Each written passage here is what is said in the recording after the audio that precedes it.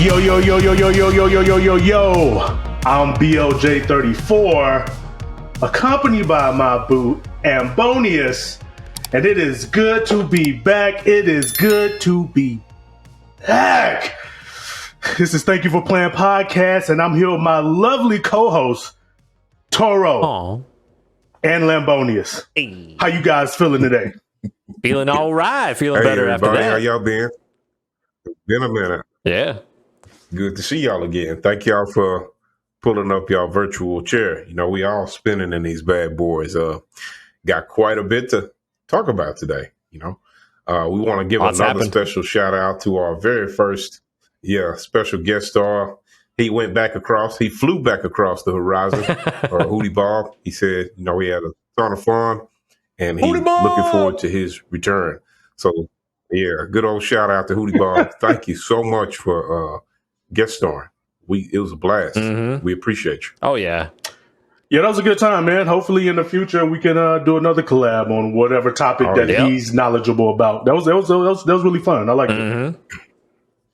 Who will be the next guest star on TYFP? Find out.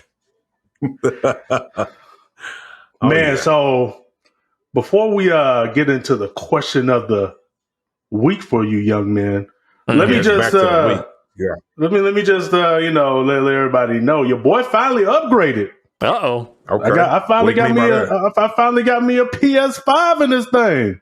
Oh, PS Fizzle. Man, you're moving up in the world. But he got there. What is it? I'm almost 2 years late, but hey, it's better than never, you know? Hey. Yeah. Welcome to the PS5. You're a little tardy to the party, but at least you showed up. Quick overview.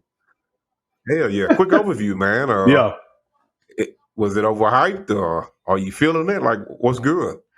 I will say I don't have a game just yet that's like a PS5 exclusive, or I haven't bought a game that's like the PS5 version of a PS4 game to really see a next gen game. Yeah, next gen game to really see the graphics and stuff like that. But I will say a lot of the quality of life changes from the PS4 to the PS5. I really like. Like, for instance, I like because I always do a lot of replay clips. Like, I clip some of my gameplay. And on the PS4, when you clip some gameplay, you actually have to go into the settings and you have to set it to how much time you want it to record after you press the record button or the share button. You know what I mean? And they go for all the clips, right? Yeah, for all the clips. It's been a while since I had a PS4. Oh, okay, yeah. Yeah, so if you set it to 5 minutes, every time you press the share button, it's just going to record the last 5 minutes, regardless of if you just want something that happened 30 seconds ago, it's always going to record 5 minutes, right? Right. But on the PS5, whenever you press the share button or whatever, it says it gives me the amount of time I want to record back to. So if something happened 30 seconds ago and I want to record just that 30 seconds, I can on the fly go to 1 minute so I can like get it, or 30 seconds just to get just the clip that I want. You know what I mean? So I like that. Like, it's a lot of other little things like that is just way better. It definitely helps with not filling your hard drive. I can feel the power. Yeah. Oh, yeah. And then the huge thing that always gets spoken about is the load times. And I for sure see the load times just really go down, you know. So that is what's up. Yeah. But overall, though, it's a good time. It's a good time. I like it. It's oh, yeah. Sure. A couple $100 well spent that I didn't want to spend, but I did it. I ain't not to a big baller like you. Hey, you're going to have to do it one day. Yeah. He ain't pinching pennies like the rest of us. You know what I'm saying? Yeah. But yeah, so that's what's new with me. Anything new with you guys before I get into the question of the week? Welcome to the club. Okay. I know that's right. Lambo, you want to give everybody an update of what you've been up to? I haven't been doing a whole lot. Just been keeping my nose to the grindstone and still editing and trying to catch up on what little bit of gaming I can. I haven't even had a chance to really play anything new lately. So speak for yourself. Not a whole lot new for me, but I know there's a whole lot new for you. Yourself. So go ahead and enlighten us. Yes, sir. Yes, sir. Well, you know your boy Toro. He get excited sometimes, and then I get off track and be talking for 40 minutes. We're supposed to be gone. So I'm gonna suppress it. I'm looking at y'all and I'm telling myself, I'm gonna keep it light. Yep. But for those of y'all that know me, I am a Dynasty Warriors / Romance of the Three Kingdoms fanatic. Mm-hmm. I love that shit. DW3, I believe it came out about 20 years ago or close to 20 years ago. You know, I was a wee lad, but I was introduced to Dynasty Warriors 3. Shout out to little brother. My dad had took us to one of his friends' house, and we had met his son that same day. We didn't even know his son. We met him that day. And he was in his room, and he was playing this game, and you see these badass soldiers. You know, we didn't know they were officers at the time, and they riding around on these horses, and they got spears, they got swords, they got bows, they got what's another weapon? They got tonfas, all this cool stuff. And you see these not so detailed soldiers run up on them. There's like 50 of them, and they do some crazy move and blow them up. And me and my brother like, whoa, what are you playing? And, you know, he talks all cool. You don't know. It's Dynasty Warriors. You know, so you didn't know about Dynasty play? Warriors, you know? bruh. So, yeah. So get this. You want to play? Feel the power? And that's exactly what happened. They let me and my brother play that game, and the rest is history. We couldn't get off that mug. So we got initiated in Dynasty Warriors 3. They've already done numerous spinoffs, and they also have like Samurai Warriors, but they're on Dynasty Warriors 9. The Hyrule Warriors. So what I've been playing is all kinds of other stuff. Yeah. Did you ever play Hyrule Warriors? Yeah, I did. I have both of them. I didn't even know there were two fanatic, of them. So I have to play those games.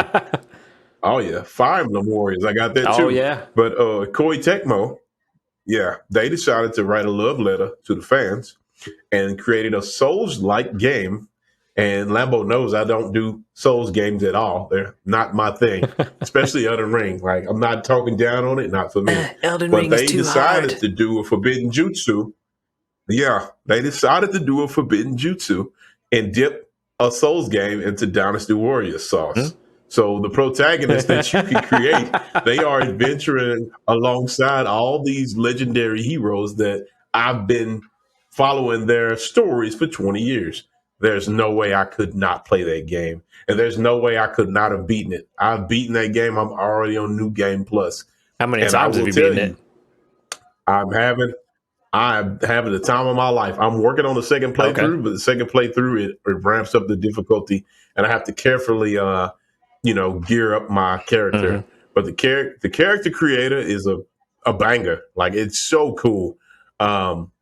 Shout out to, I'll have to give credit. I'll have Lambo put the text on the screen alongside with the screenshot, a quick screenshot. But someone even had the creativity to make Chun-Li in the game her Street Fighter 6 version, and it looks exactly like her. So about right now, okay, right here, there's doesn't that look like Chun-Li from Street Fighter 6? It looks exactly like her. We're going to give credit to the creator.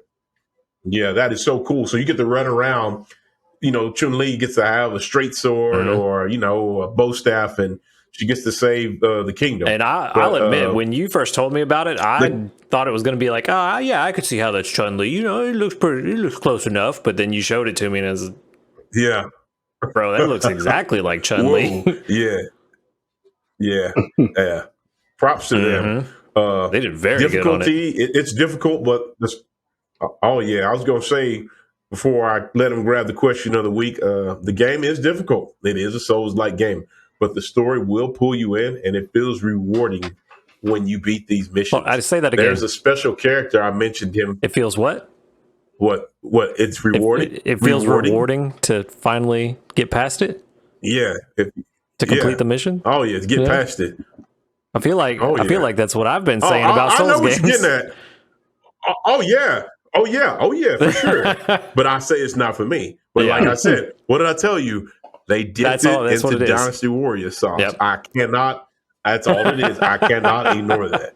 There's a very special warrior. My family friends that grew up with me know he's like my favorite.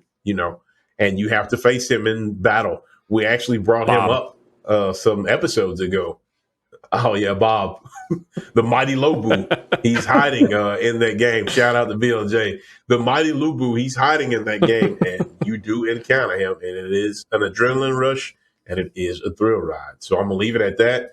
Wolong Fallen Dynasty. I recommend it. Wait, hold on. At least watch a playthrough of it. I think you'll like it. You said he's hiding in the game? What's Is up? he like a super boss or? Okay, so what I mean by hiding, pretty much he doesn't show up until later. There is no special requirement to get him come out. He's not hiding behind the tree like Jade or Smoke, but you have to get a certain part in the game, and seemingly out of nowhere, he's seen talking to his adoptive father, Dong Zhuo, and it gets hyped from there. I won't reveal anymore, but there you will confront him and his magnificent steed, red hair, and it is a thrill ride. That fight is so cool, and people are still talking about it now. So I'm gonna leave it at that. Wolong, thank you to the creatives for making that game, and making sure I stumbled across it. And I'm gonna throw it to BLJ. What you got for us, my G? That's what's up. I'm glad you got a game that you are enjoying at the moment. It's so great. Yeah, for sure. It ain't nothing better. Oh, yeah. But let me get into the question of the week. So, question for you young men. Ooh, what you got for us? Tell me about a time where a game that you are a fan of, like the whole series, they may have went into a direction that you just didn't agree with and was like, WTF? Got one of those for me? That's a good question. I said every episode that you do it. That is a great question. Okay. If y'all can't think on it, I can tell you mine and let y'all think on it real quick. I already got one. Okay. I just glorified Dynasty Warriors. I just glorified it. Okay, so some of the titles, they've been known for having split screen co-op. Yeah. Well, in some of the experimental phases, I think one of them was Dynasty Warriors Strike Force. And that one, making Lambo work, I'm going to have to dig in my pocket. I'm going to get them to pull up the game art for that game. They have I don't want to say gods, but they look like not even superheroes, but they just look like they're superhuman. That's the word I'm looking for. Their designs change and they look superhuman, and they have like godlike powers. So Strike Force is a reimagining of the Romance of the Three Kingdoms, except they have like powers and their uniforms, their outfits are different. Like they have the crazy anime hair and stuff like that. So me and my brother and family, we were excited about this game. The different direction they took is there was no split screen co-op. It was online only. And that put a sour taste in all our mouth. Like, whoa, that is not how we get down over here. We are the DW crew. We're not often to go get this game and get online and run, online. And that was like the pioneer early online. Like I remember telling y'all in the story, back some pod episodes ago, when we first met BLJ, PS3, our internet was not the best. We didn't know about broadband and, stuff like that. We didn't know about the gigs and stuff. We just had regular, regular 56K bargain internet. So, McDonald's internet? Yeah, whatever that was. Yeah, that, so you hear McDonald's cashier ordering through the microphone. But basically, some of our family didn't have online internet capabilities yet. So we bought this game thinking that we're going to have a great time. And it says one player, no split screen, because they were trying something. And we did not play it that long. We were disappointed in that game there. But watching other people play it, it seemed like a cool game. It just, there was no split screen co-op. So I just got through praising, this series, which I still love it to this day. They stumbled with that one. And I think after that, they put split screen back, because we weren't the only ones that were disappointed with the lack of split screen. Right. So, yeah, that's my little couch co-op trip is down memory lane. Kind of a great question, though. Kind of a lost, I don't want to say art, but like it's a feature that needs to show up in more games. Oh yeah, I agree. I don't know what's going on. I don't know why they thought taking away was a great idea in the first place. Mm-hmm. Yeah. That really creates friendships and bonds and all kind of stuff. You remember? It's a good You time. remember back in the day taking a CD case that just had the discs for all your games in it with your memory cards over to a friend's house? Yes, I remember. Yeah. My dad's been Definitely digging through all a our while old ago. stuff, and he's like, "Oh, I found all these games. I don't know where the disc is. I was, it's probably in one of my CD cases somewhere." He unfortunately, it was Tekken 3 he found, and he's like, "I found the case, but I don't know where the disc is." Okay. Of all the games to not be able to find the disc. Yep. Yep. Right. But now for me, It's a picture of Friday night. do what? Oh, hold on. I was No, just go going to ahead. say before we close that out, I was elaborating on what you said. Picture of a Friday night. You've been waiting since Monday. You know you're going to get to go to your buddy's house on the weekend. Mm-hmm. And you got all your games loaded up. And, you Yep. know, you get about 30 minutes to an hour to talk on the phone before you go to bed. And y'all sit here like, oh, man, Friday, we going to play this and that. I'll see you then. And then you got your little zip-up case of PlayStation games and your memory cards and your parents, you pack your toothbrush, you do this, you do that. Yeah. You just rushing to get out the door, and then y'all link up and y'all proceed to have a good time. So that's all. You just got me going down memory lane, especially like when your cousins come over or you go to your cousin's house. Like, definitely good time. To throw it back to last Yeah, episode, go I ahead, remember taking a memory card with characters on Mortal Kombat, probably Deception, I think, or Deadly Alliance, that I had unlocked and loading over my save onto his so that he had those characters too. So, Yep. The good old there's a days. whole flood of nostalgia there. Oh, yeah.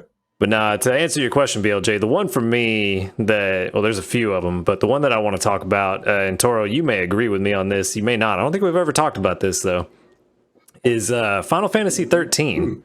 I was very excited about it when it was coming out because, of course, it's a new Final Fantasy game, so I'm always excited about them. And then, got my hands on it and played it, and all of a sudden there was an auto battle system in there where you didn't necessarily have to pick what you wanted to do in a fight. You could just press X to win, pretty much, and just let the game choose the commands that your character was going to do. And while you could not do that and you could choose the commands you wanted, it didn't really make sense to in most fights. And I wasn't a fan of it being in the game. But that's a small thing that I didn't like about it. I really didn't like the level design of the game. It was very go down linear. Yeah, it was very linear. Go down this hallway from point A to point B. There are branching paths. Every branching path is going to have some treasure. And if you find a branching path, go down it because you're going to get rewarded for it. But other than that, you're going to backtrack back to the main hallway and go from point A to point B. And a lot of people have pointed out over the years that Final Fantasy X did the same thing, which they did. But in Final Fantasy X, even though there were branching paths, it wasn't just items. You would find a new NPC to talk to that would expand on the world and the lore of the world. You would find some extra quests to do. It wasn't just finding treasure. So I feel like while Final Fantasy X is one of my top Final Fantasies, and it is very linear for the majority of the game, Final Fantasy 13 just didn't live up to what 10 had done. Okay. That's fair. Right. Because I was saying, I felt like that too. It didn't bother me that much on 13 because 10 that did it. Not to pour in your question of the week and just quick, adding to what you were saying. My gripe with 13, and this isn't a bash Final Fantasy 13, part, but the length of the battles. Sometimes them battles would be long. Oh yeah, just the so? random battles. Like, the random battles. Boy, you be stuck fighting for like 10 minutes, and it's just a random encounter. I'm like, golly, it's like the 56th one I done. But it got a special place in my heart. Especially I was talking about Fong, but I ain't gonna bring her in. So that was a cool little. What you were saying. Yeah, and don't get me wrong, I think the story of 13 is amazing. It just is unfortunately you have to get through the gameplay to get the story. And it's so far the only one that I've played that I haven't gone back to play again. Okay. But that was a cool, what I said encounter, but that was a cool issue you brought up, you know, something to think about. What about you, BL Jonius?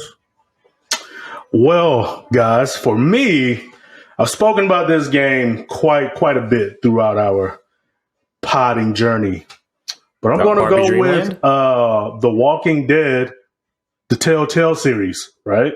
Okay. So I honestly thought you was going to say Street Fighter 5, so I was wrong so there. I thought he was going to say I mean, that's one for sure, and I could go on for a minute. Actually, we know. Actually, I gotta to go in on how much I disagree with that game. I gotta write some notes down because there's that much That's stuff going to be a whole episode. that I wouldn't want to miss. I wouldn't want to miss talking about it. I'm like, I don't want to listen back to it and be like, man, I forgot this. Yeah, that's going to be our next 2-part episode. It'll be Street Fighter 5, the bad, and the what the fuck. Man, oh yeah, for real. We'll launch that one right before Street Fighter 6 comes out. How about that? That'll be fun. That'll be a good one. Just to get it all out and go into 6 with some new energy. Pod to Street Fighter 5. That's the idea right there. All right, cool. I'm with it. No, but The Walking Dead, the Telltale series, right? So for people who know about the game or don't know about the game, the story really follows this young lady named Clementine. You see her in the very first game. I think she's like 6 or 7 years old.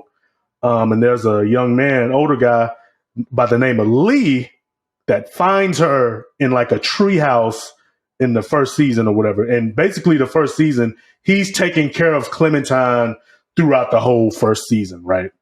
So as you play the first season, you know, it builds up this relationship between her and this random guy, Lee, that decided to start taking care of her because her parents, they were gone in the, zombie apocalypse or whatever.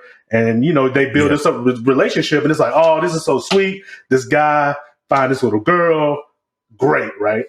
I don't want to spoil the end of season 1 for you, but let's just go on to season 2 where Clementine is now older and now she's with different people. And the story is following her again, just her journey through the Walking Dead zombie apocalypse, right? Yeah. So, playing this game and it's, still pulling at my heartstrings. I'm mad here. I'm happy here. Sometimes I might even shed a tear. The game is just so good. It makes your boy invested in the story. Just have all these emotions, Emotions.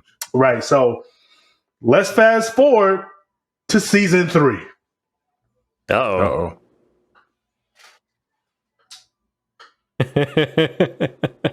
He got to brace himself. Okay, man. So I don't know whose idea this was, right? They make this great game. Season 1, season 2, you're following this young lady. It's all about her, right? And the zombie apocalypse or whatever, right? You play as her. You make decisions as her, whatever. Season 3 comes around. They decide to make you play as people that you don't even know about. Like, you've never seen these people before, but season 3 makes you control like this guy. I think he was a professional baseball player, but now he's caught in the zombie apocalypse or whatever. So now you're playing as him and you're helping him and his family and friends get through the zombie apocalypse. And I'm playing this game and I'm like, where's Clementine at? Like, what is this? So you know what I'm saying? Sounds like they pulled the game, Last of Us Part 2 on you. Kinda, yeah. So, you know what? Let me finish. Yeah. So they, as the story continues, Clementine is in the game, but as a NPC. So she's a part of the story, but you don't play as her. So there's a lot of the story where I'm controlling this guy, doing stuff with him, and Clementine is with me, but she's like doing her own thing. And I'm like, bro, what is this? I bought this game to continue Clementine's story. Who is this guy that I'm playing with? Who is he? Well, that's too damn bad. Damn. So if I'm being quite honest with you, I was disappointed in it. It wasn't horrible, but that's just not what I was expecting. It's not what you signed up for. Gotcha. So yeah, so I continue the game, and Clementine, she's a big part of the story, but you just don't play as her. So yeah. Fast forward to the final season, they bring it back to Clementine. So now I'm controlling Clementine again, and I'm happy. Now she's like much older. I think she's like in her late teens or something like that. And, you know, once again, I'm playing this Clementine. I'm excited.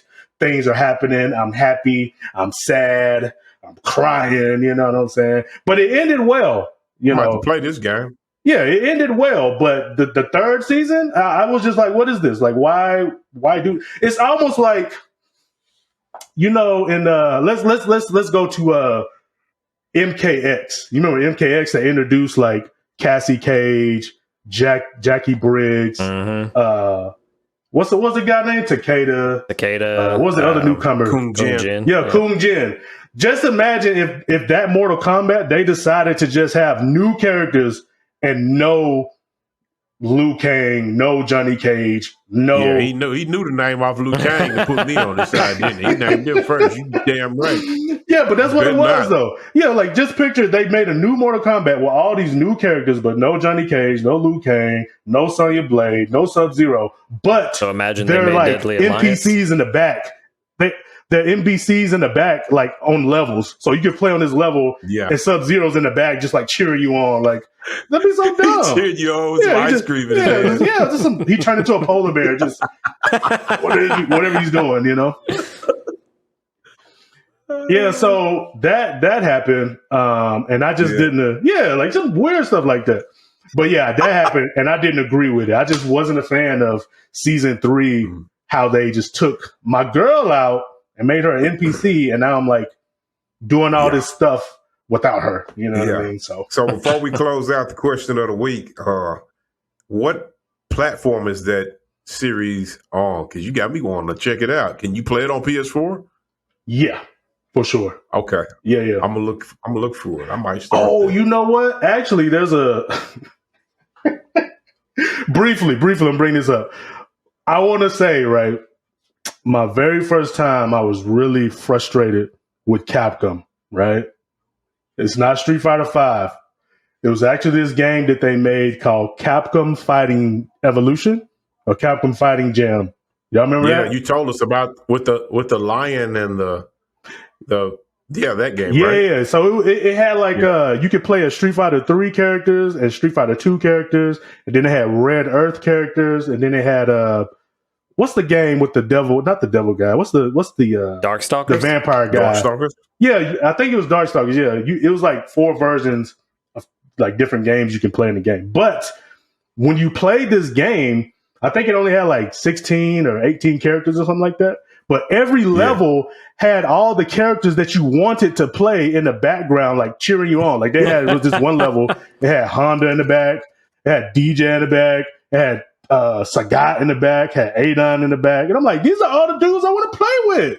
They just in the back as NPCs. It was so dumb. Well, that's too damn bad. It's gonna be a lot of that going around. I think that came out when I was like, I think that came out when I was like 11 or 12 or something. And I just remember being like, why are all these cool characters in the back? You know? Yeah. But I'm done though. I'm done. All right, cool. That's a little juicy question of the week. Yeah. But I'm gonna go ahead and grab the mic, toss it to me right quick. Appreciate toss it to yourself. Oh yeah, I had to go and catch that mug. I'm holding this mug in my hand like I'm talking to it. I am, damn it. Lambo, Resident Evil 4 remake. Yes. Before we talk about, because to my understanding, we all tried the demo. BLJ, he joined PS5 gang just in time. He bought a PS5 just to play the Resident Evil demo. Man, I'm not taking it back after the demo. I don't need a PS5 anymore. after he praised it, right? Yeah, okay. Before we get in, our first impressions of the demo, I want to talk about this, and I'm not trying to slam. Well, before Slam that, them. gaming news time. It's been a while since we just jumped on gaming news, but I want to talk about GameStop. A lot of people are not happy with GameStop What else is right new? now. I know, huh? Lambo says that because he used to work for that glorious company. Yeah. You know, he used to wake up every day and get his clothes ready, and he'd look in the mirror and be like, "For GameStop," you know. But Resident Evil 4, Resident Evil 4's collector's edition.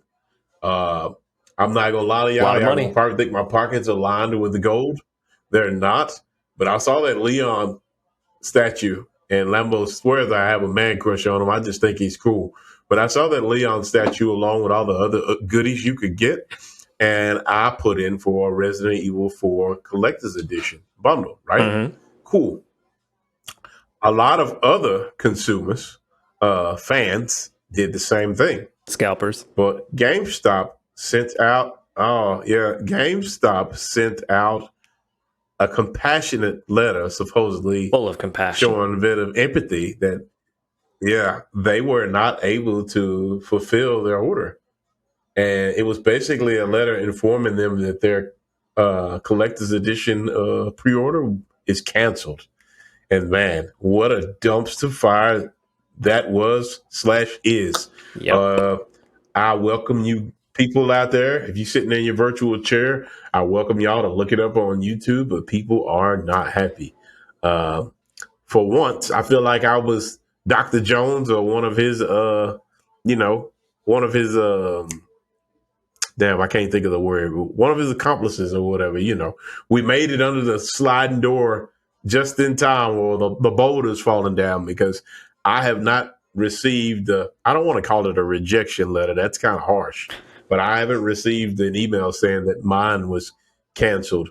But I do feel for the people who were really looking forward to adding that statue to their collection and all the other goodies inside the collector's edition, and now they won't be able to do that.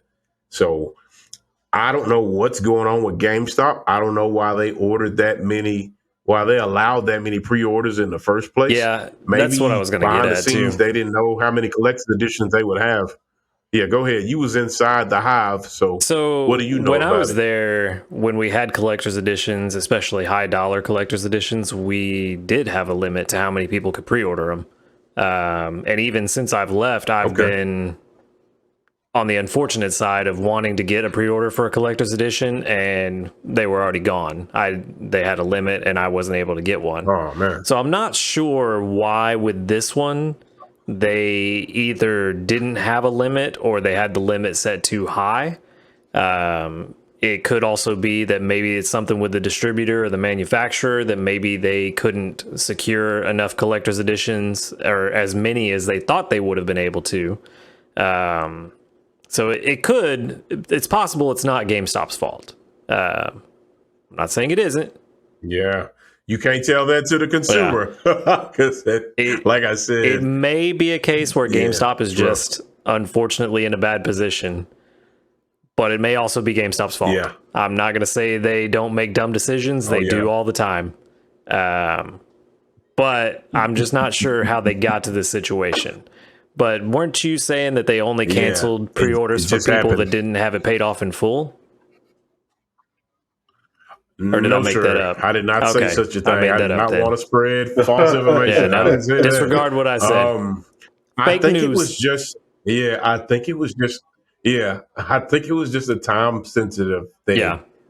I think they went by when the pre-orders were put in. And luckily, I know y'all are going to say I'm a geek and my pockets are lined with gold, even though they weren't. But the minute that mug got off that state of play, the minute they said, head to the website right now, that's exactly when I did it. So that's it. That's exactly what I said. I was like, that jacket is banging. Like, golly. So I had to go get that. Speaking of which, fun fact.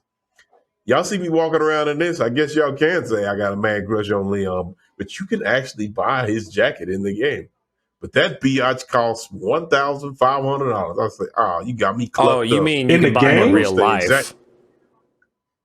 Yeah, you can buy it in real life, but it costs $1,500. Yeah, you can buy a replica of it in real life. I can't do that.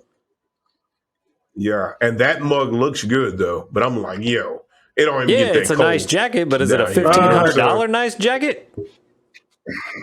Nah, no, sir. Absolutely not. But that was a really nasty situation. I'm not it's going very to linger on unfortunate. it long. Yeah. Sometimes I was told sometimes they get collector's editions in later. So maybe people will still be able to get it. It's probably delayed or something like that. I'm looking forward to seeing what the statue or figurine. It's not a figurine. It's definitely like a statue. Yeah. I'm looking forward to seeing how it looks. Like, hopefully it's not cheaply made. That collector's edition is very costly. You definitely got to pull out some coins, to get that. So hopefully the people who did get their hands on it, hopefully they're satisfied with it. And there's also the chance. So that's my take on that. That because they only hold your pre-order for 2 or 3 days. So there's also a chance that somebody that has a pre-order didn't pick it up in time, and you might be able to swoop in. So if you're one of the people that wants one and you don't have one pre-ordered, stop by on the 3rd day and see if anybody didn't come pick theirs up. So get this, and I'm not trying to say, you said I made that up fake news. There's my pushback on that, and maybe it's changed. But I've been informed as of late, GameStop doesn't do the in-store pre-order pickup anymore. Oh, you order online and they send it to your house. That's news to me because my last you pre-order have to have it paid off. Man, when was my last pre-order? Elden Ring, I think, or no, Final Fantasy VII. I picked that up in store. How long ago was that, though? 2 years ago, but that was even during the pandemic, and I still picked it up in store. Yeah. Oh. So, but it's been a couple of years, so it could have changed. Yeah, for sure. With that being said, there we go. I ain't said it yet. I'll update you on how it goes when Final Fantasy 16 comes out. Oh, yeah, for sure. I want y'all to give y'all impressions of the Chainsaw demo. I know we all played it. I assume that we all completed it. I did. What did you like about it? What did you like about it? Is there something you didn't like about it? All right, what's good? So I didn't like that I still fell for that damn bear trap after watching a video of how easy it was to fall for that damn bear trap. Yeah. And the fact that I just said the bear trap and you all know. Oh, yeah, we know. What about you, BLJ? Did you get hit by that thing? Did you walk into it? I did. Oof. Like, I went into it. I've never played RE4 before. So I went into it. I knew the demo was out, but I didn't watch any playthroughs really. So I just, moseying around and I'm like, oh man, what is this?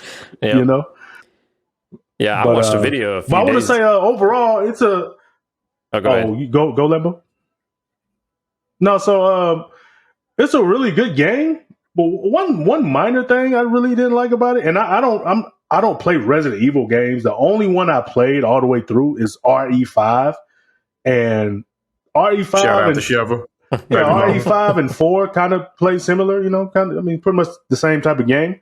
But I don't remember 5 feeling so like slow and sluggish.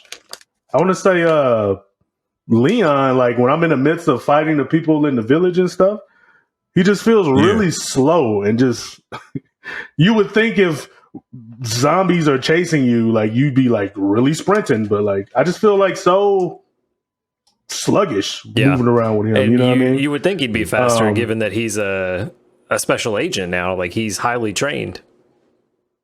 Yeah. Yeah. And then on top of that, before he even like fights all those people, he kicks the guy, into the wall when he sees him in that dark room. Which so he's pretty agile. Badass, he's strong. I'll give you that. That was badass. Yeah. You want to know what else is badass before I give my take? Because I didn't get to talk about the bear trap, but I will on my turn. When he goes into that room and he sees the gentleman or the remains of the gentleman being controlled by Las Plagas. Yeah.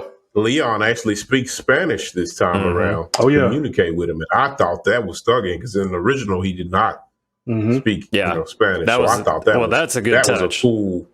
Yeah, that was cool. Yeah, so I would say overall it was a cool game. I feel like it was really spooky at times, like just for the demo, like walking up to the house when you first start walking through the woods and stuff. Like it seems pretty creepy. I don't know how it looked back on GameCube when it came out back in the day, but I can tell when it comes out, like the spooky factor is going to be up there. You know what I mean? So here's what I think, and I'm not going to sit here and I'm not going to water that down, but even though you say it seems spooky, I still don't think they gunning for horror. Like it's supposed to be kind of like horror, but I still think they're leaning more towards the action genre. Don't get me wrong. The villagers are being controlled by, like a mind controlling parasite. But as far as just like, those zombies, we talked about this before, and I ain't going to sit here and talk about it too long. But it's kind of like those old Twilight Zone episodes, the black and white ones.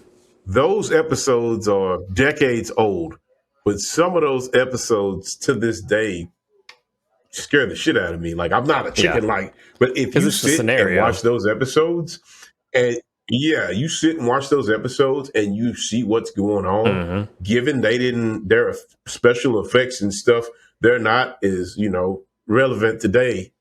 Some of them are a lot of them are outdated, but I'm not trying to turn this into no movie part and I get to what I'm saying. We're not here to critique the Twilight Zone. There's this one. Oh yeah, because it's goated. But there's this one where this woman's in this department store, and basically she thinks it's some people living upstairs of the department store. But in the morning, they turn into mannequins. And there's like a plot twist behind all that. But the ending of that still gives me the creeps to this day. And basically, hand in hand, what I'm saying, why I'm saying that RE4, I'm saying that it isn't still leaning towards the horror genre. RE2 is still one of the creepiest ones ever. The original RE2. Like, I remember telling y'all some pods back where I got it from a friend. I was probably like 9 or 10. I didn't know you had to hold R1 to shoot. I was just pressing square, and poor Leon, he wasn't aiming his gun. Pressing square, it didn't work. And I will tell both of y'all now, I'm 36, and I still remember that shit to this day. When those fucking zombies tackled me on the ground and they're like, ugh, and they rip my throat out and blood hits the screen, I cut that PlayStation off and went outside and played basketball. Like, oh, dude, this is not for me. I remember that to this day. I couldn't handle that when I was that young, right? But RE4, the one on GameCube, wasn't that intense, even though there were some violent parts. Like they actually toned it down this time around. But in the original RE4, Leon would get decapitated by the chainsaw guy. Now he just gets impaled, and the chainsaw just spins in him. Like they don't do decapitations on this version because they wanted it to be a universal game. They didn't want to have to go in and filter stuff for each version. So when I died to the chainsaw guy, I made it lengthy. Like he ran the chainsaw through Leon's gut and drug it up through his collar. Yeah. And then he just like falls over. He doesn't split in half or anything. He just like falls over backwards. Yeah. Slight nerf. It got nerfed. It's not as gruesome as the original. I understand why they did that. That's more like a universal change. Especially in this day and age. But yeah, BLJ, not downplaying what you said. It's more like reassurance that I can almost guarantee you, at least in the high 90s, 95, 96%, that the horror aspect, it'll be some creepy moments, but it's not going to be horror as William Birkin on Resident Evil 2 doing that shit and chasing after you. It's not going to be that gruesome or getting decapitated by a plant monster or whatever, et cetera, et cetera. Yeah. But yeah, go ahead, man. I guess RE4 was when they made the transition from like less horror to more action. Because like I said, the first one I played was RE5, and I've told you guys my Resident Evil like history, but I was expecting RE5 to be like really scary, and then I played through it and I was like, this is like an action game. It's not really creepy at all, So I'm guessing 4 was when they kind of made that move more towards action versus creepy stuff. But no, overall though, it's just some really fun gameplay. Like it's something about shooting like the knees, like the limbs, and then they fall down, and you like run up and kick them. Like I like that. Yeah. Like you don't have to treat everybody as a bullet sponge and shoot 20 bullets into them. There's 2 shots to the knee, they fall down, and if enemies are near the person you kick, you kind of hit everybody, and it like gives you some breathing room. I like that. And I understand like the sluggish movement. It's like for balance because the people they kind of move kind of slow as well, but they can still like grab you, and if you put yourself in bad positioning, you can get grabbed multiple times. So I get why they don't make you just run and sprint, because if you're sprinting, you'll like run circles around everybody, and that wouldn't be as fun, I guess. But fun game though, man. Fun game. I had a really good time with the demo. First time playing RE4. I've always heard amazing things about it, and I want to say it didn't disappoint. So that's what's up. I feel like I'll probably pick it up when it comes out. See what I can do. But that's my take on it though. But now overall, I feel kind of dumb. Cool. 8 thumbs up. Why you feel dumb? I didn't even try shooting him in the legs. I just shot him in the head once and then ran up and did the melee. Okay. I didn't even think to shoot him in the legs to even try. I mean, maybe that's the better point to hit him at, because I know if you shoot him in the leg, they'll fall down, and then it gives you time to run up to him. But I didn't know you could shoot him in the head and it do the same thing. Yeah, you shoot him in the head once, and it opens him up for a melee attack, which he just does that big roundhouse kick and drops him on the ground, and then you can run up and either finish him off with the knife, or sometimes the melee will be enough to kill him. Mm-hmm. Man, y'all missing out on some stuff. I'm gonna learn y'all when it's my go. You know what I'm saying? Go now. But Lambo, I was gonna let you give your take on it. Oh, it is? Oh, yeah. Well, first off, we was talking about the bear trap. Yeah. I didn't really get to give my input on that. I want to say that I actually kind of had an edge over y'all, because the day I decided to play the chainsaw demo, I was blessed, favored with a visit from the legendary Resident Evil 4 deity himself. We actually used some of his gameplay in the past, legendary CWD, aka Ma Jr. So he is a Resident Evil fanatic, and he was yelling at me like he was my coach or something. I didn't play this game in probably 13, 14 years, and what are you doing? You missed the ammo. The shotgun is upstairs. Go grab it. I'm like, yo, hey, calm down. Let me learn this mug. But anyways, with him in my corner, it was actually a smooth run. So I may have stepped in that bear trap had he not been there. But he's like, don't forget the bear trap. So I didn't fall victim to the bear trap. Yep. Thanks to my walking cheat code, Ma Jr. My story did not end that well. A few days ago, I watched that video by Max where it was just clips of him getting caught in the bear trap every time. And he gets caught in it like 10 or 15 times. I watched that video, I was cracking up, laughing the whole time. And then I get there and I hit the bear trap, and I just was like, damn it. And I just had to laugh at myself. Like, I ain't just about Yeah. So another thing I want to clarify, I'm going to learn y'all up, is shooting them in the legs is very important. That's how you save ammunition. And like Lambo said, you can walk up and do a finisher. But what I'm surprised neither of you brought up, and I guess neither of you did it, another reason that I love my boy Leon, man crush, to hear Lambo tell it, is if they did a very cool change in this rendition of the game. So when you got to the castle stage or whatever that area is, there were these cultists there. Mm-hmm. If you shot them in the knees, they would fall to their knees, and you could take them all expense paid trip to Suplex City. And that suplex was so textbook. I remember telling y'all in an earlier episode when BLJ brought up wrestling that the German suplex is one of my favorite wrestling moves of all time.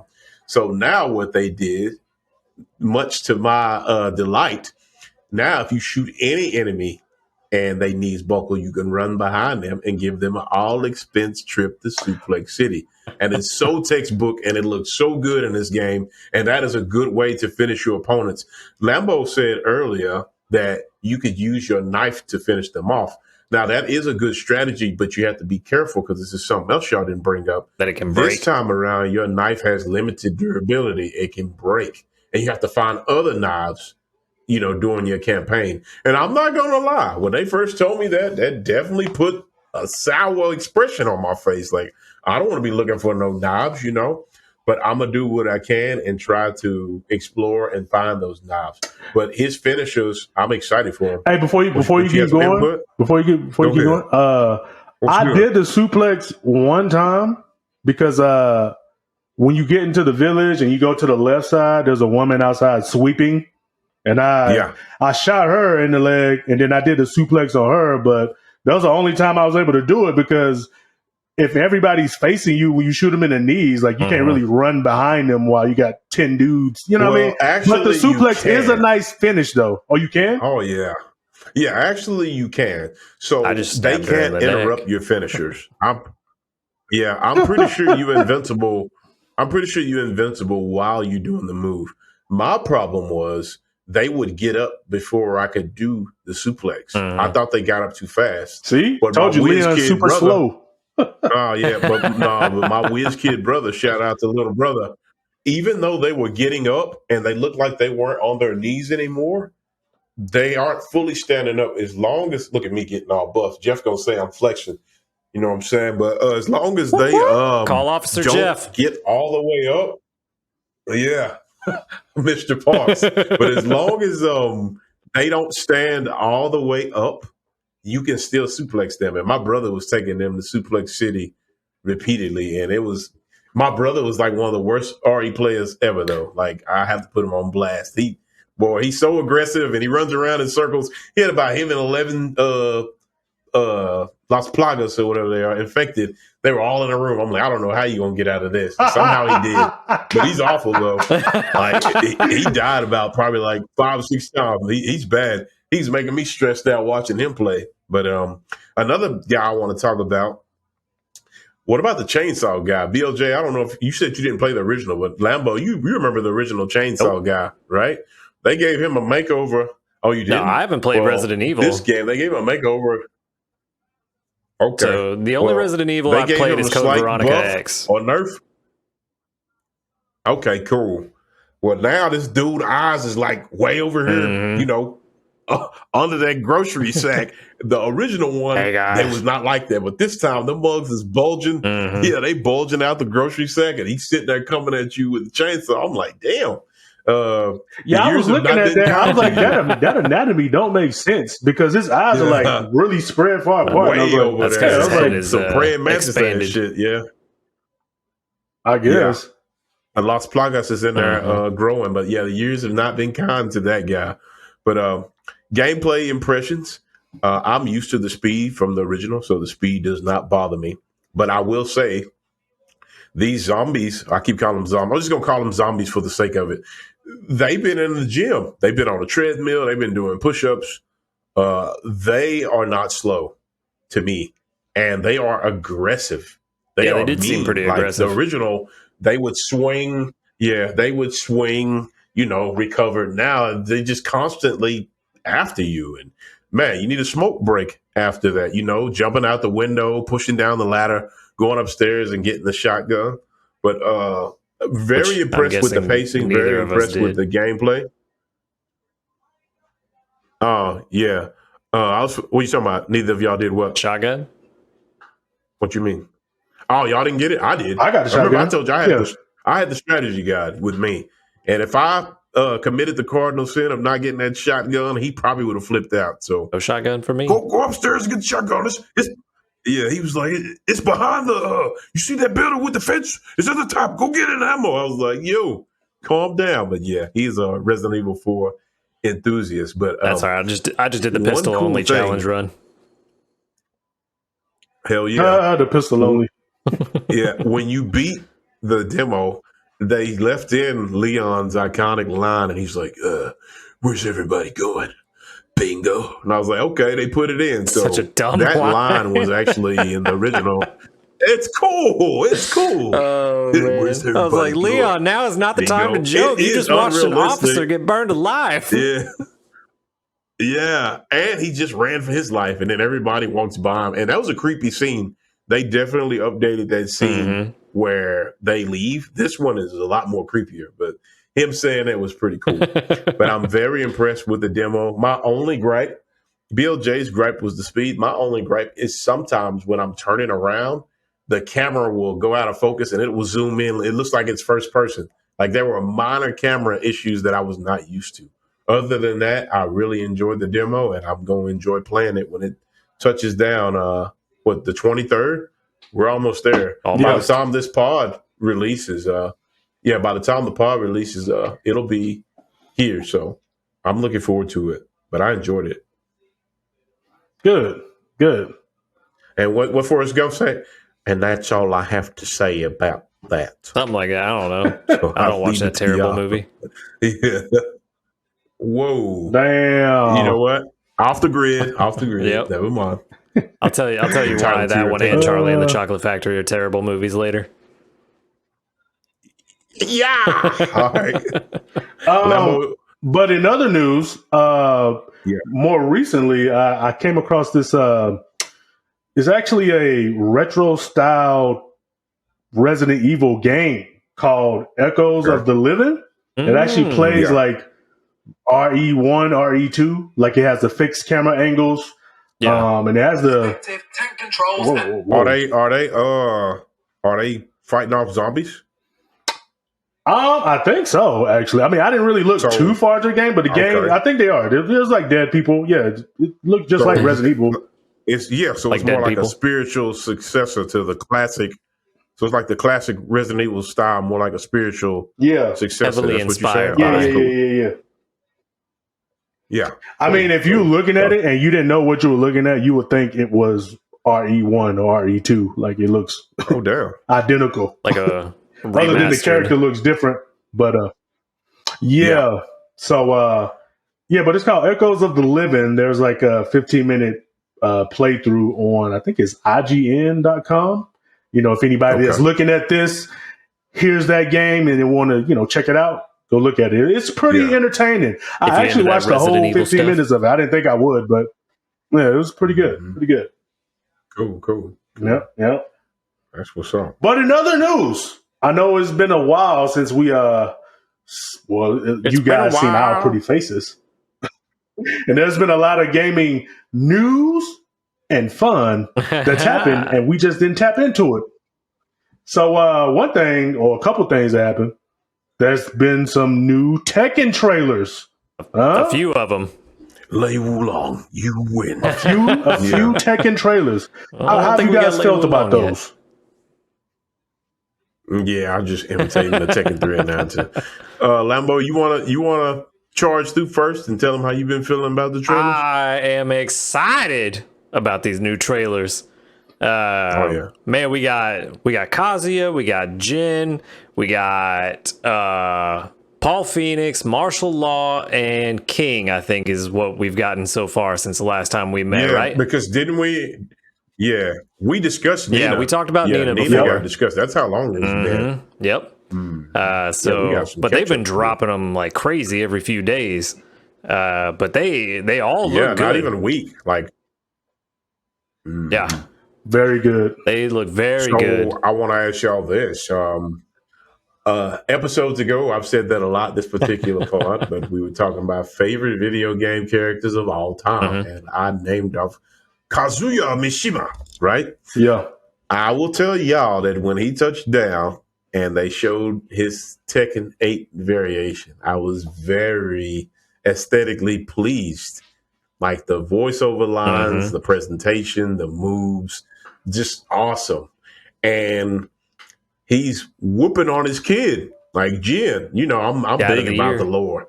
And I'm still standing by. Yeah, I'm still standing by what I said. I know it's going to be some Goku magic bullshit, but there's no way that Jin can beat his dad. I don't care how much he cries to his mommy or whatever. He looks inside himself, but he's going to have that anime spirit bomb protagonist, Goku magic. That's what I call it. That's how he's going to beat his dad. But experience-wise, power-wise, he can't beat his dad.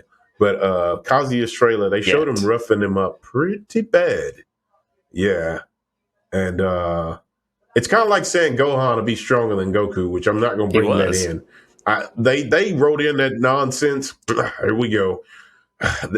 You was talking down on Forrest Gump. Don't let me get me started on that. We talked about we might bring that up into play off the grid podcast discussing that. But basically what I'm saying is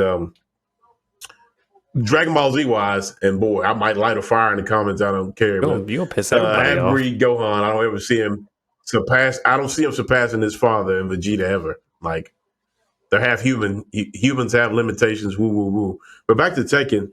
Same thing with Jin. His devil gene hasn't manifested as long as Kazuya's has.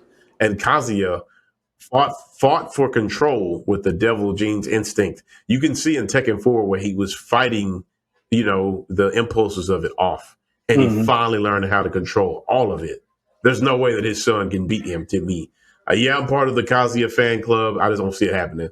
So I'm going to jump forward a little bit. I'm not going to keep the spotlight too long, but just long story short, they let Jin come out next. Yep. And then he starts whooping on his dad. And I was very pleased with Jin's moveset. I was a little disappointed that emo Jin is gone. One of my favorite lines he used to say is, this is reality. After he whoops you and he'd walk away and say, you're a joke. But now he was saying power is everything in his intro. Now he says strength isn't everything. Like he got a slight nerf. Now he's going back to the good side. I don't know how I feel about that. But I'll let y'all elaborate on the other characters. I was just talking about Kazuya and Jin. I was very pleased with their presentation. Jin doing the surfboard kick with the one wing. He borrowed that fashion sense from Sephiroth with the one wing appearing in and out of view. I really like that. But Kazuya was just amazing. Especially they actually gave him some of Devil Jin's moves. Like some of his old moves. He's learning to control the devil inside him. Yeah, y'all should. Yeah. Oh, yeah, apparently so. But I'll let y'all elaborate the other characters. Before we get into the characters, I want to say the two things that's got me the most hyped out of all these trailers. Yeah. I'm not going to say number one. The second thing is the characters flexing their muscles. I don't know why, but they get me so hyped. When they showed King, he kind of flexed like this, and you see the veins coming out his arms. And then when Law was standing there, he was just like this, and the muscle just was like was super good. I'm like, this is he looked juiced. Yeah, I'm like, this is a combat game. All these flashy moves going around, but as soon as they flex, I was like, what? Like I was super pumped up for that. They look like real people because it looks really good. Yeah, and it looks believable. Yeah. It looks realistic. Like it's not bad at all, It's not a bunch of characters with 0% body fat. Except Law got -% body fat, I guess. Law, right. Law is jacked. He's really jacked. He looks good though. But the first thing that's got me really hyped though is the announcer, the person that announces the name, the voice actor that does the names for everybody. It is so good. Like I want to say I've seen hundreds of trailers for all types of games, commercials for all types of games. This particular voice actor's voice, when she names the character at the beginning of the trailer, gold. It's like I love it. Yeah, I was just going to say that. Great. Yeah. The voice actress, she actually announces. I think it's combat fighting in Japan. I think it's Japan. Sorry if I'm wrong, but she goes by the name Pride Lady, and she's an older woman. And I'm with BLJ. I'm gonna throw it back to him, but her character announcers, they just get cooler and cooler. My favorite one. I'm gonna jump on that train with y'all. She is fantastic. Yes. Oh yeah. My favorite one she's done so far is the way she announces Marshall's first name. The way she lets it roll off her tongue, like Marshall, like the way she said it, it's super cool. So I'm right there with you. I feel like she has like this raspiness in her voice, just not too much, but it's like it's enough. Yep. It just sounds so right. So Chris, look, were you like this? Yeah. Yeah. No, but I want to say every time a trailer came out, like I'm excited to hear the yelling of the name Like it just sounds so good. I want to get her to do our You intros. get hyped like I do when she's like, when she's like, get ready for the next battle. Tekken 8, new challenger. Yeah, it is exciting. It's really good. That's probably some of the best intros to character announcements that I've seen. Like, again, I want to say that it just seems again that lately these games that have been coming out, they're more and more love letters to the fans. This marketing and this, showing these characters out, especially at the rapid pace that they're bringing them out, that is, to me, it's definitely a love letter to the fans, and I hope it continues. I hope we get a trailer, tomorrow or the next day. Yeah, I'm excited. Y'all know who I'm waiting on, or maybe I don't know who I'm waiting on. They already showed him. June? Lost. Oh, Lost. I'm waiting for Lost. I want to say out of all the characters they've shown. Oh, you probably about to say the same thing I was. What's up? The speed that these trailers have been coming out, Lars might be showed off by the time this episode goes live. Yeah. I want to say out of all the characters that have been showed off, the only characters that are left are Lars, Jack, and June, I think. Right? I don't think they're going to show June till later. Yeah. No disrespect to June. She's been gone since like early 90s. So I'm not sitting here like, June. But Lars? Well, Lars is that dude, He whoop on you and say call an ambulance, and he got the cool hair, and he an illegitimate Mishima. That's why he got a different last name, but he'll get out there and throw them things too. It's Lars Alexander, isn't it? I can't wait to see Lars Alexanderson. Lars Alexanderson. That's what it was. Fun fact.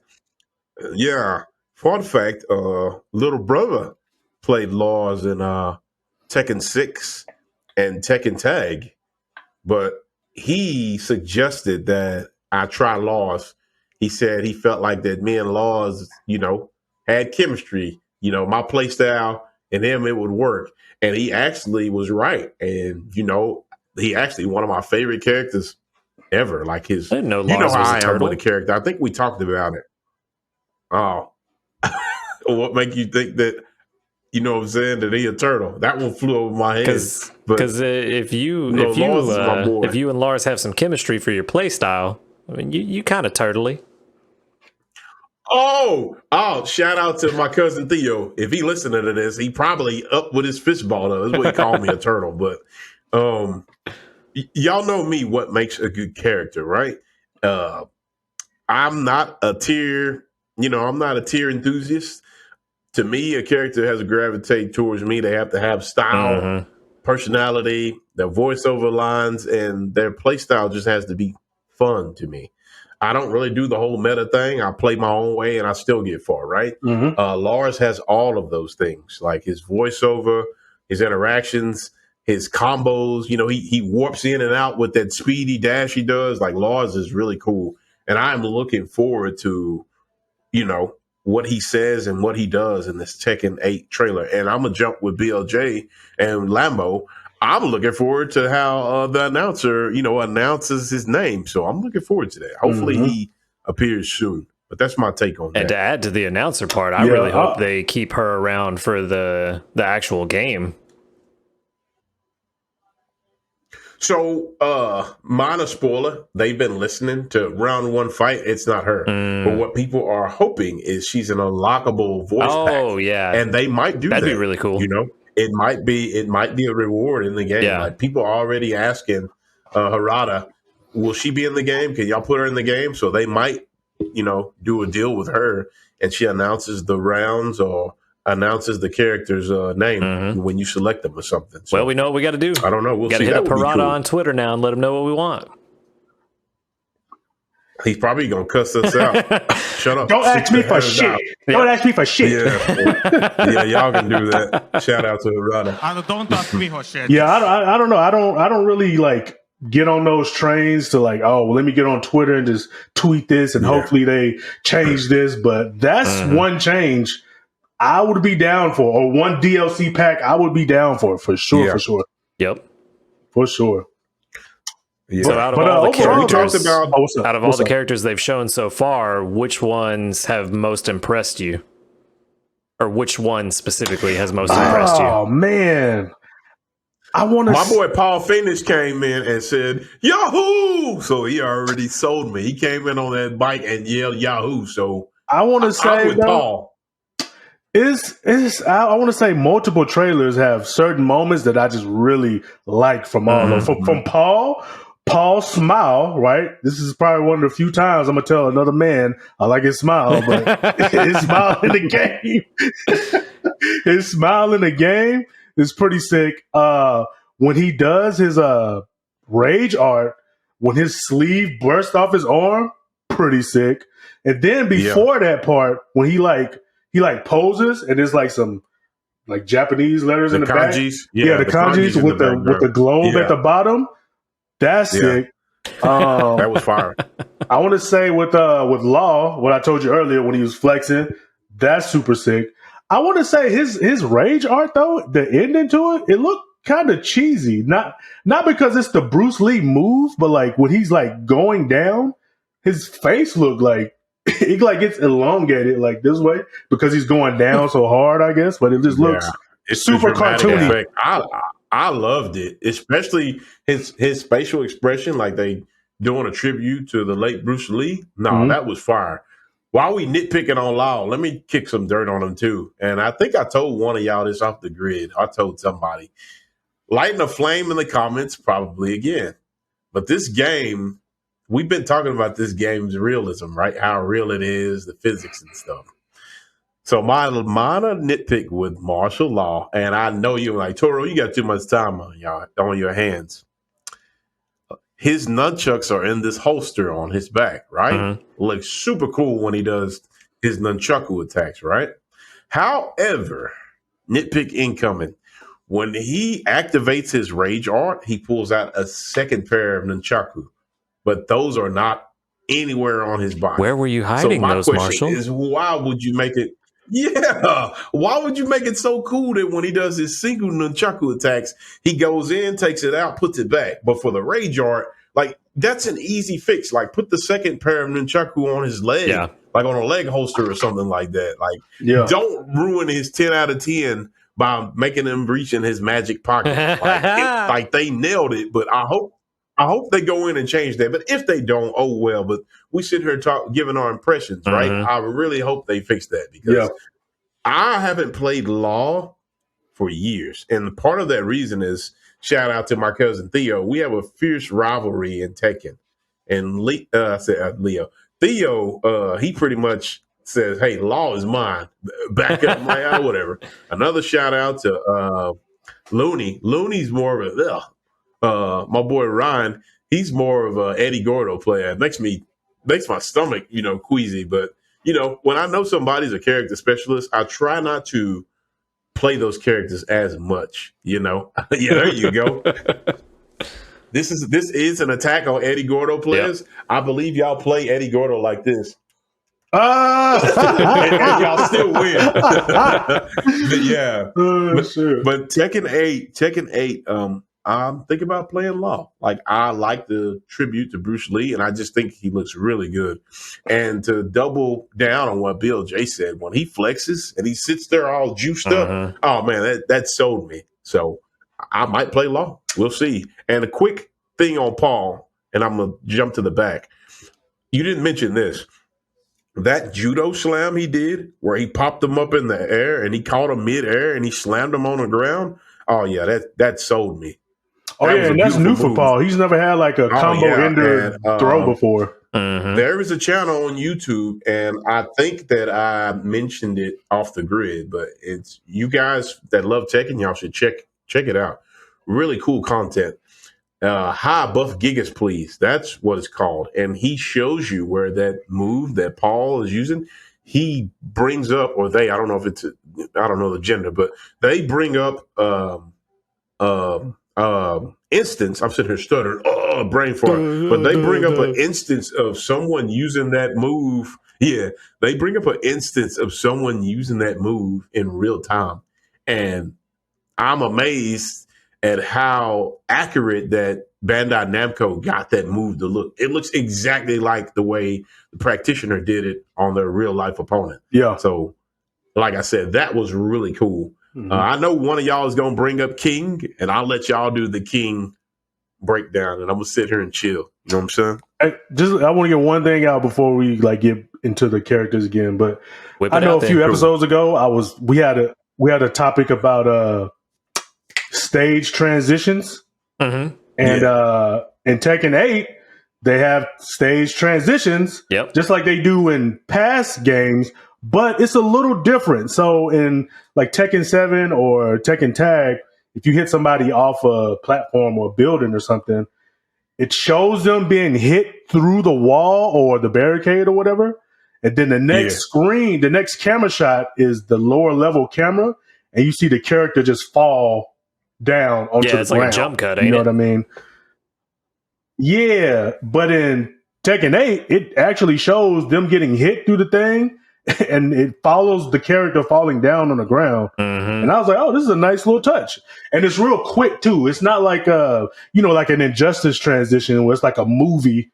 You're watching them get beat up and stuff. You know what I mean? Yeah. But no, this was really quick, and it was really smooth, and you can watch the whole thing happen, and then you see the debris fall down with the character and everything. Like, it looks really good. Like, I like that versus them cutting from getting hit and then them falling to the ground. So that looks really good. At least to me it does, you know? Cool. And they showed that in the Law trailer, right? They showed it in Law and Paul's trailer. Was it in Paul's trailer too? Yeah, I showed it in Paul's trailer, Yep. Yeah, Paul knocks Law off a ledge. Paul does he does a guard break move, and then he hits Law through the wall. Yep. Yeah. All right. So who's gonna talk about Jaguar Man? The fan favorite, the crowd pleaser. Man, I want to say, if you're a wrestling fan these days, the way they got Zangief looking and King looking. These guys are really looking more and more like actual wrestlers, you know, like they're not just a character that does wrestling moves, but they do like certain things before moves like a wrestler would do in a real match in their moves now. For instance, King grabs, I forget who he's fighting in the trailer, but he grabs them, and before he does the move, he kind of points to the crowd before, and then he does the move. And I was like, that's what they do in real wrestling matches. You know? And then, like, I know this ain't the Street Fighter segment, but Zangief in his new trailer, when he does his EX SPD, he'll grab you and then, like, kind of whirl his arm up in the air and then do the SPD. Like just little things like that, you know, that actual wrestlers on TV do that really brings the characters more to life. And for King, like he has quite a few moments like that in the trailer, and I love it. I think it was great. It's fantastic. And I love that he is a grappler. You know, coming from somebody who's been playing grapplers in recent years, I love that he's a grappler who actually has grabs that are combo linkers, so that he's not only doing combo enders with a grab, he also has some grabs that can go in the middle of combos now. And he's nice. That's pretty sick. Yeah. Yeah, he did that. I don't know the name of the move, but he grabs the opponent and he jumps on his back with his knees up, but you take the impact from his knees and it extends the combo. That's pretty sick. I don't think they ever had that in Tekken. So I think he did. I like that change. I think he did a power bomb and it bounced Paul back into the air, and then he did another grab off of that. Yeah, that was cool. That was nice. Yeah. So Tekken 8 is looking very promising, but I want to, like BLJ, I want to do a smooth transition to SF6. Y'all got any SF6 things y'all want to talk about? Gameplay, characters? Well, just like Tekken, there's been a few trailers that have came out since we last potted. You got the new Cammy trailer, you got the new Lily trailer, the new Zangief trailer. And then there's been some developer matches as well in between. So there's been quite a few. Which we can't show you the developer matches. They've been real strict about that. So nonsense. Let me take the floor real quick in regards to Thunderhawk Jr. That's what I'm gonna call her. I believe in an earlier episode, I was saying I'm looking forward to seeing how she plays. I'm impressed. I'm really impressed with her gameplay. It's going to be interesting. My only qualm, and Lambo is going to tell you that this nitpick is because I'm very vanilla, and that's true. I don't know who decided that bedhead hairdo was, that's the one.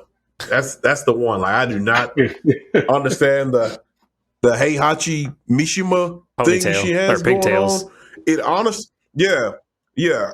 Fun fact: if you put a picture of Talon from the Soul Calibur series and her together, they look identical almost. They both control Green Wind, except like Flash and Reverse Flash.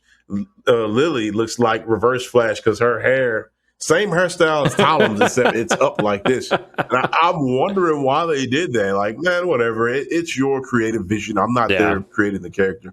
But I know they'll have alternate costumes where her hair probably isn't like that. Which, let's be honest, Lily is just Talon crazy. That is just starting out. Yeah, exactly. She just seems like noob Talon because she doesn't. With the little.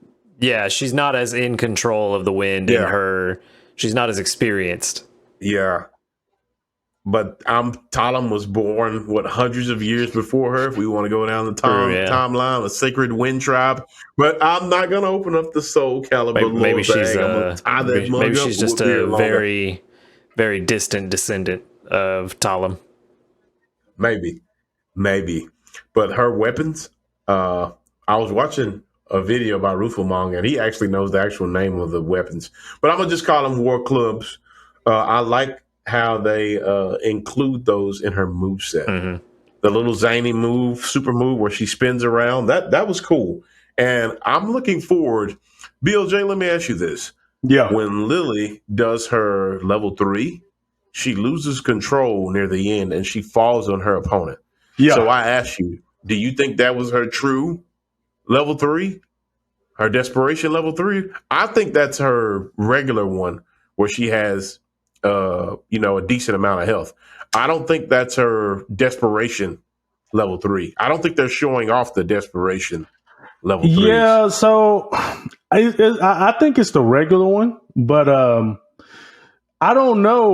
Like, so in the developer matches, they show Marissa doing her level 3, and it's different than the level 3 that we've seen before. So if you remember Marissa's level 3, it starts with her like kind of standing, like towering over you, and the camera kind of shows her in the back standing over you, and then she punches you into a wall, and then punches your face into the wall, and then that's it.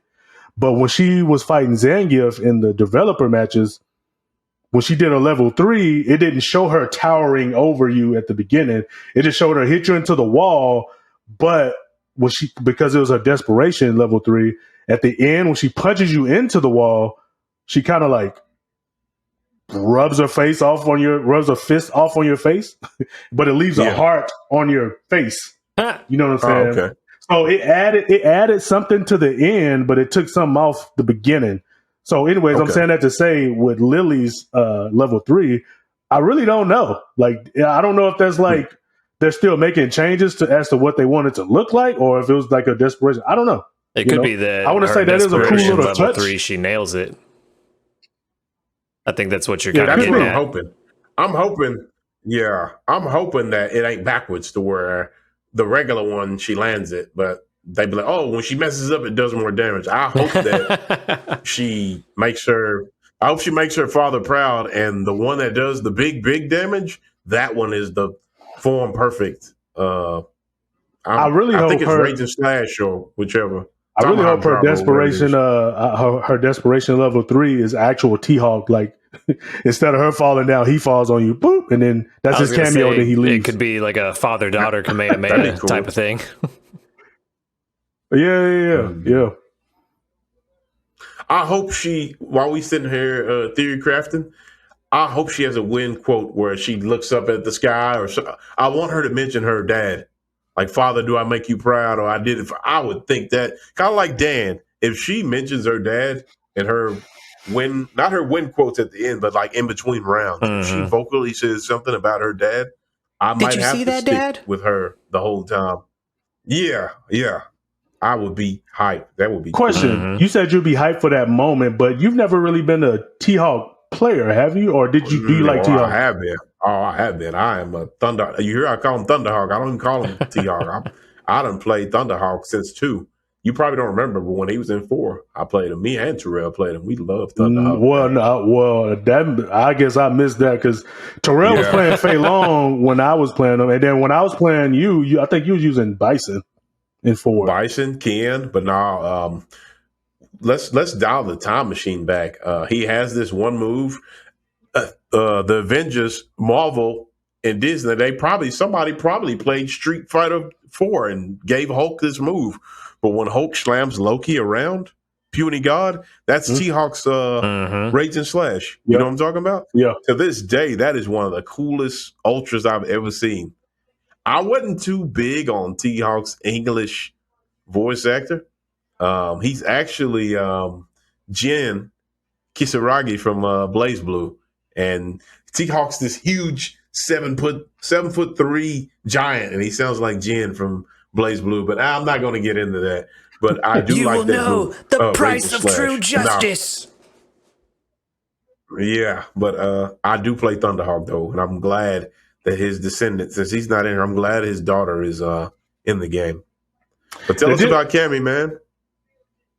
Before we go to Cammy, they did a good job with Lily, like her normals and stuff, and even like her dash and stuff. Like a lot of it is just like T-Hawk in like Street Fighter 4, except she's not as big as him. So some of her moves, she'll use her clubs, but it mimics the same moves that T-Hawk has in 4. Yeah. You know what I mean? And I thought that was a cool little Easter egg because a lot of her moves look just like his, just with shorter limbs. Yeah. You know what I mean? Hey, Dad, look, I can do it too. It's cool that she uses the clubs and the wind to make up for the difference between her and T-Hawk. Right. For sure. But Cammy, she looks pretty good, man. I mean, I don't really want to go the direction where I see most people going, you know, because I'm not really that guy that's like, oh, look, a video game character that's stretching. It looks so sexy. Ooh, you know. They knew what they were doing when they made her stretch like that. That ain't true.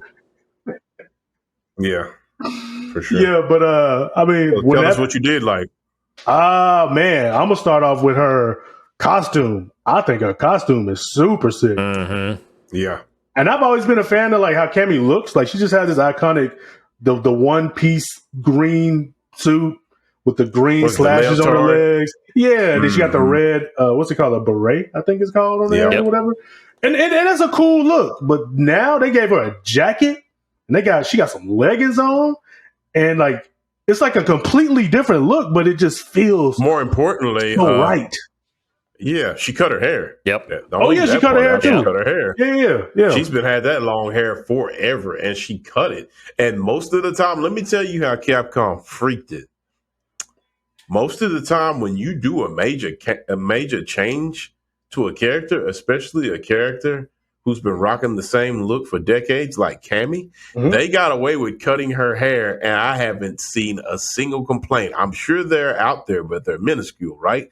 I haven't seen a single complaint. Like, what the hell did you do? You cut her hair. All they focused on, like BLJ mentioned earlier, is that stretch and just her new aesthetic. Period. I like her new look. I like her new look a lot. Yeah, imagine the panic if they had cut Guile's hair. Yeah, it gave him like a buzz. Gave him a baldy. Some laws aren't meant to be broken. You can't do that.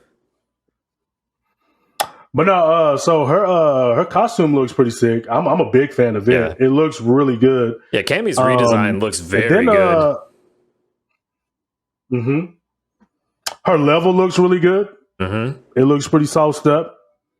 And then a lot of her moves. So I guess her moves this time around, you can charge them up. So you can hold the button to get like a different. I think it's actually for her hooligan move, the one where she grabs you, like she like kind of flips so halfway across the screen and grab you. Yes. I think if you just do it, she'll slam you.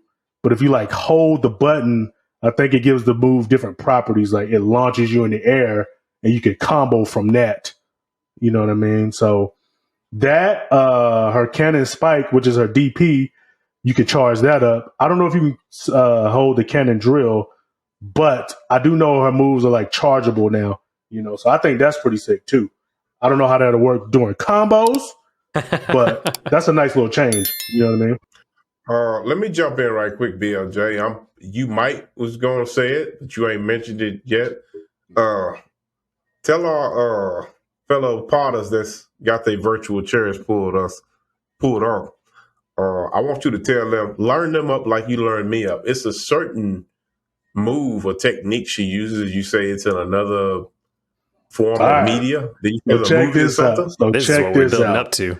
When I saw this part of the trailer, this had me as hype as the Tekken 8 announcer. This had me as hype as Law flexing. But in Street Fighter 2, the animated movie, it's one of the earlier scenes in the movie. Cammy assassinates like this politician. His name is Mr. Sellers. I only know that because she grabs him and she says, "Going somewhere, Mr. Sellers?" That's what she says before she assassinates him, you know? Yeah. But anyways, it's a cool little scene because she's like in a crowd of people and she has on this red jacket, which I mentioned before. She had this red like hoodie jacket on. And then she like rips it off and runs through the crowd and she runs through the security and grabs Mr. Sellers. She jumps up and like she's holding his neck, but her legs are like in the air, you know? And then she like breaks his neck and then she flips down and like has him like kind of in a headlock and then like breaks his back and his neck and his knees at the same time. But anyways, it's pretty gruesome. Yeah. So this was back in what? I forget when the movie came out, but in the early 90s, this anime movie came out. But in this new trailer, she has that move from that scene as I think it's a level 2 super in the game. And boy, I was super hyped when I saw that. Like, that's an iconic move. Brutal. If I say you and all the other Cammy fans, yeah. Man, if you would have saw my live reaction to that, I damn near jumped off the roof, boy. I like that. Quite a bit. A lot of these games lately, they've been feeling like love letters to the fans, so that's cool. I'm glad that they put something in that you enjoyed. Man, moving on because we're about to shut the party down. But Lambo, I talked about Lily. Bill J talked about Cammy. I want to get your take on Zangief. Because we haven't talked about the big Russian red cyclone yet. So what did you like about him? What did you dislike about him? So I still don't like that they haven't given him his green hand back. I guess we're just never going to get that back for some reason. Like it was a very powerful tool in his kit that allowed him to handle projectile spam and close the distance, because that's the biggest issue that grapplers have is closing the distance, right? And it seems like we've had a trend lately of grapplers getting a lot of mobility options, being able to run or close the distance with, one technique or another. You've got Potemkin that can do, I can't even think of the name of the move where he slides across the screen. You've got King able to run, have an armored run at some points towards the opponent. And then Zangief, I feel like he doesn't really have anything to close the distance very well. Which granted, we haven't seen everything, so maybe there's something once we get our hands on him. But that's the biggest thing I don't like, is that he just doesn't have the green hand. But I liked everything else. Everything else was great. I really got super hyped when he, I forget who he's fighting in the trailer, but he picks him up and has him held upright, upside down, and jackhammer, and then just slams him on the ground. So nice. Yeah, it was good. Yeah. I think it was Edmund Honda. I think that's who he jackhammered. I could be wrong. Yep. It could have been. Yeah, I thought so. Yeah. And just everything. He got a lot he's playing in the crowd, reception. like you were saying earlier, and I love it. All of it.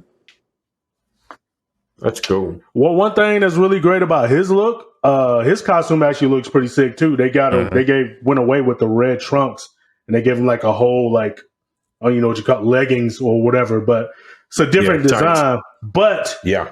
his overall appearance, he's not just a bodybuilder with 0% body fat now. Like he actually has like a human look. Yep. He's kind of more husky. Yep. You know? Yeah. And I thought that was so sick. I'm like, he actually looks like a real person now. He doesn't look just. I will say this. This is besides the, you know, the street. I think he looked really good in like Street Fighter Alpha series, Alpha 3 and stuff. Yeah. When he used to have the stance like this, he was still huge. But this, like Street Fighter 4, he looked cartoony. Street Fighter 5 is okay with, like you said, not a lot of body fat. But this one, I think he looks really intimidating in this one. You really can see his height. You know, how tall he is and how, like you said, how husky he is. He looks really, really good. Yeah. He looks really good. And then they add that little pinch of salt at the end when he wins and he flexes and he has the smoke coming out of his, like he's snorting, and that is super cool. Like I like that a lot. So I will get this out of the way, DLJ, because we go all the way back to episode 2, I think. Oh, that was a long time ago. I did not have a lot of faith in Street Fighter 6, man. Like I said, we got to have that Street Fighter 5 farewell card, but I never thought that we would be sitting here talking about Street Fighter 6 and everybody is just blown away with the, you know, the creativity and the positivity that it's generating. And DLJ, I just feel like they heard him or something. They had to heard his rants or something. Because you see that guy's fro, we can't let that guy down. Look at those lokes. Man. So they got to work. Hey, I'm telling you, if y'all still, because I know you joked about it earlier, but if you want to have that episode where we just give our dislikes for SF5, I will gear up and I will be ready. And then you will know, like, man, they probably heard, they just knew it. And it's like, we got to fix this for just this one guy because he's so disappointed. You know? So y'all be on the lookout right before the launch of Street Fighter 6. You'll get a Street Fighter 5 farewell stream. I'm not gonna kick it all the way down, but so y'all heard it here first. Episode 49. Why Street Fighter 5? Yeah, but no.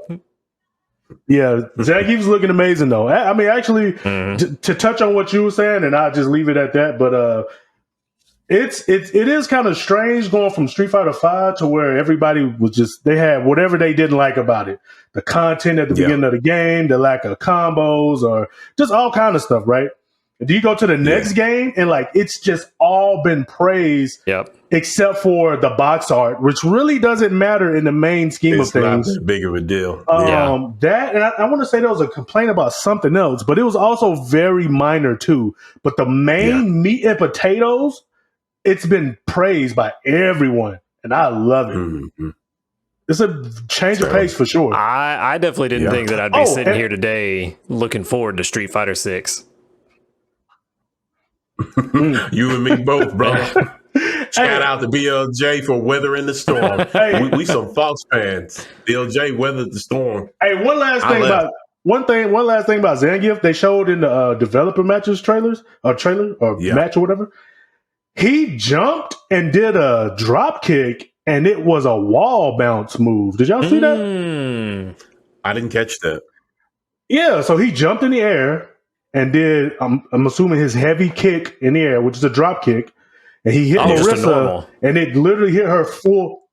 No, I don't know if it was like a special or like it was a charged heavy kick or whatever, but it made her go full screen and hit the wall, and she splattered on the wall. Might be part of the heat system. That's very new. Maybe. Boy tripping. That boy tripping. And DLJ said, might be. Wrong game. That dude tripping. Who said the heat system? I was just going on with the joke. Maybe. Oh, yeah. Maybe heating up. But he did that in the trailer. I mean, and that's definitely new. Because he's never had. Yeah, for sure. But that's it, though. Anyway, Street Fighter 6 looking amazing. Yeah. And now I want to see Zangief and King fight. Now that they've both been kind of reworked and are both seeming to be like crowd pleaser wrestlers. Street Fighter Cross Tekken 2? Yeah. Tekken Cross Street Fighter. That's all I want, man. Tekken Cross Street Fighter. Where's it at? Yeah. It's been 12 years now? Yeah, I don't know, man. Yeah. Well, I'm parking the bus. I feel like we covered a variety of topics. Y'all really make time fly. But before I go, I got to be obnoxious like I always am. And I know my coworker probably going to give me shit. But let me tell you this project that I saw. I saw this YouTube video, and the guy literally says, he's like, this controller is the best way to signify that you're better than everyone. And I just locked in. Oh. And what do you know? I went and grabbed that mug. So I actually got a controller modded. Look at that. It looks really nice. Damn. I forgot the damn name of it. Extreme DTF kit or something, but their mods are really nice. No, I don't think I'm better.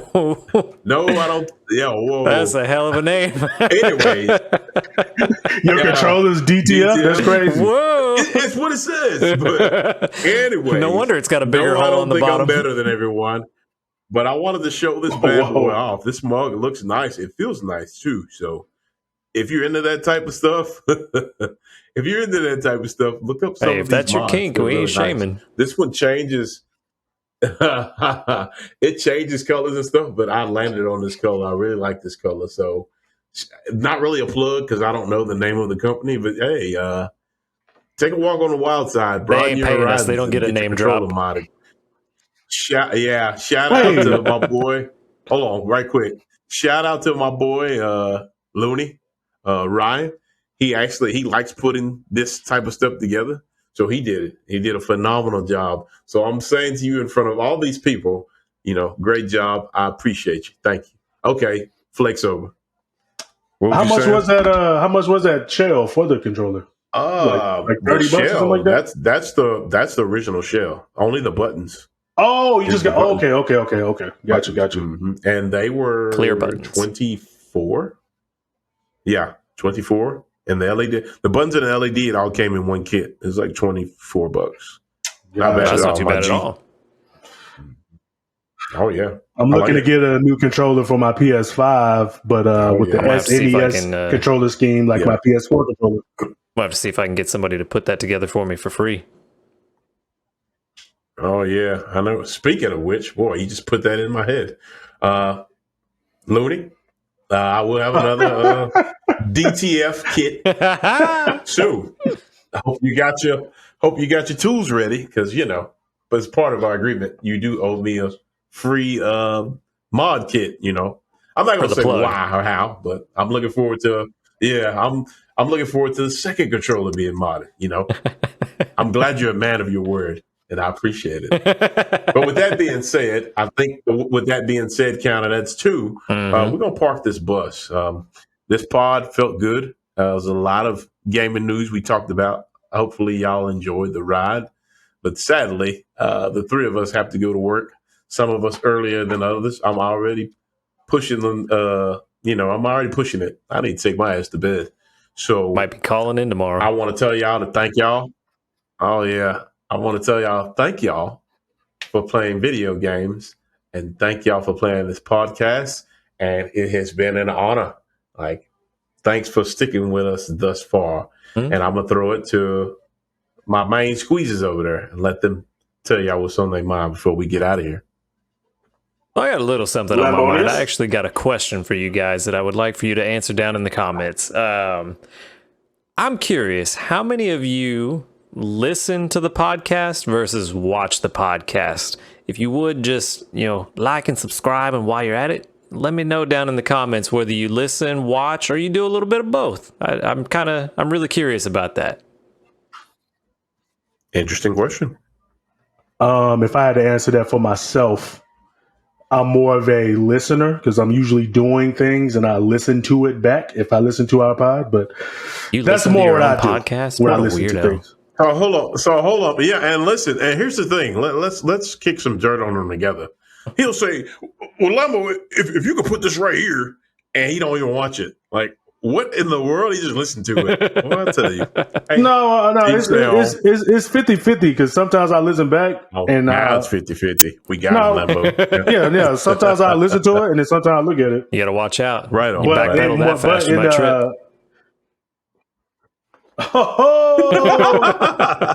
It's all good. Was that it? Was that your closing comments? Are you done? Anything else? Oh, Lambo? I don't know who he's talking to. You were talking, Toro. I don't know. Nah, I was done. Remember, I talked I'm to done. you, and you was talking about the question. It's all That's up to why you, I asked that. BLJ. He's done. Oh, We're waiting on you. BL Jizzle. Whoa. well, thank you for playing this podcast and thank you for playing video games. And remember, no response is a response. And I'm out. All right, y'all. Let's go play some Street Fighter Life Cross tips with Tekken. BLJ. All right. Get y'all later.